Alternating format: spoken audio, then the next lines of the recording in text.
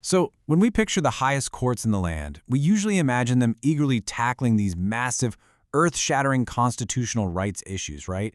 But what actually happens when a lower court tries to force a constitutional crisis before it's, well, actually necessary?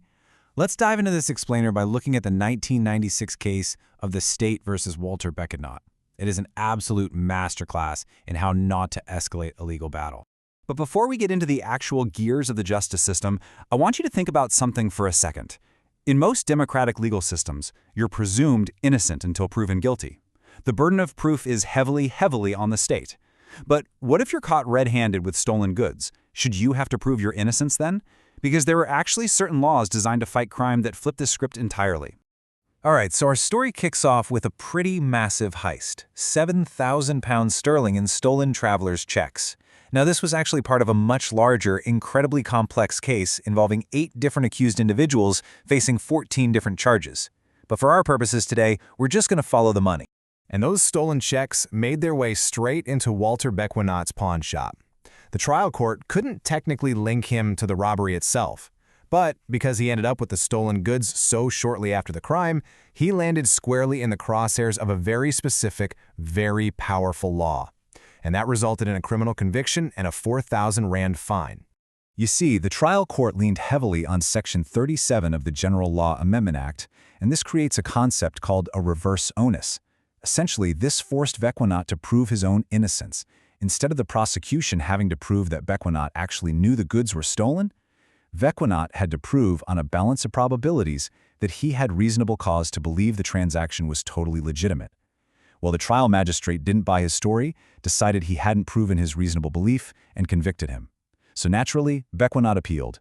Now, I know what you're thinking. You're probably gearing up for this massive philosophical debate on constitutional rights right now. But wait, as we'll see, we're actually looking at a massive procedural misstep here. Because yes, the validity of the reverse onus and whether it violates the presumption of innocence is a huge deal. But what makes the Bequinot case so fascinating is that the Constitutional Court completely refused to answer that question. And we're going to find out exactly why. Okay, here's our roadmap for this explainer. We'll start with a surprise constitutional question, look at the strict rules for referral, unpack the philosophy of incremental law development, and finally see how the court remitted the case. So, Part 1, a surprise constitutional question that completely derailed an appeal.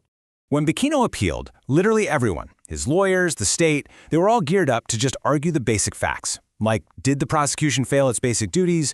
Should Bequinot's evidence have been accepted? Everyone just assumed Section 37 was perfectly valid. But when the appeal was called, the presiding judge essentially hijacked the entire proceeding. He completely bypassed the 300-page trial record and the magistrate's 40-page judgment on the facts and immediately fixated purely on whether the law itself violated the right to a fair trial. In legal terms, the judge did this mero moto, meaning entirely of his own volition. He caught absolutely everyone off guard. The lawyers hadn't prepared for a massive constitutional debate at all. The judge then abruptly ordered that this constitutional question be referred straight up to the Constitutional Court. And, bizarrely, he told the completely unprepared lawyers to go and draft the terms of reference for him. Basically, he handed them his homework. Which brings us to Part 2, the rules for referral and the procedural gateways you have to pass through. Because, look, you absolutely cannot just toss a case up to the highest court in the land just because you find a law conceptually interesting. Under Section 102(1) of the Interim Constitution, the Constitutional Court highlighted 3 strict, conjunctive steps that a lower court must clear. And conjunctive is the key word here. It means all 3 must be satisfied. The issue must be decisive for the case, meaning the case literally cannot be solved without answering it. It has to fall in their exclusive jurisdiction, and crucially, it must be in the interest of justice to refer it right at that moment. But here's the wild part. The appeal judge, he completely skipped those steps.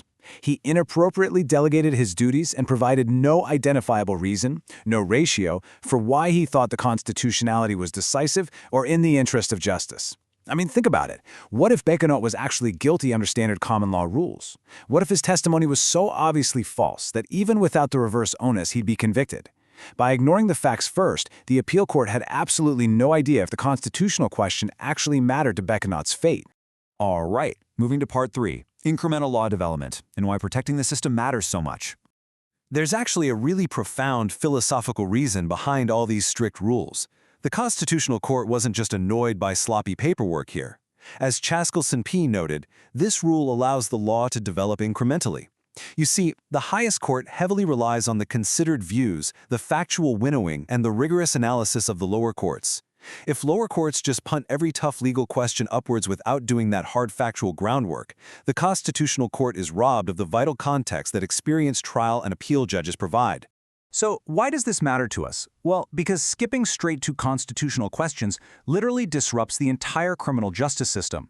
Imagine a criminal trial just stopping midway, spending months or even years at the Constitutional Court, only to be sent all the way back down because the answer didn't even change the outcome. Factual exhaustion ensures we only strike down laws when it is absolutely unavoidably necessary. Finally, let's look at Part 4, remitting the case and cleaning up the mess. Given everything we've talked about, you can probably guess that the Constitutional Court was absolutely not going to indulge this shortcut. Because the appeal court jumped the gun, the justices point-blank refused to rule on the law and sent the case right back down. They declared the referral both unnecessary and untimely. The appeal court was firmly instructed to go back, read that 300-page trial record, evaluate the magistrate's findings, and basically do their factual homework first. Justice Kriegler actually delivered this incredibly sharp reminder to the legal system. He said, "The formulation of the reasons for the referral of an issue to this court is a judicial function to be exercised judicially. In short, judging is hard, active work. It requires applying your mind, writing out clear reasons, and absolutely not just passing the buck to a higher court." So to wrap up this explainer, I want to leave you with a really provocative question. It's the very debate the court rightfully left unanswered today. We know receiving stolen goods fuels criminality, and tools like the reverse onus are powerful weapons for law enforcement. But do they cost us our fundamental presumption of innocence? Because of strict, vital judicial procedure, Walter Bequinot's case wasn't the place to answer it. But the question is still out there, waiting for a case that has truly exhausted every other factual option.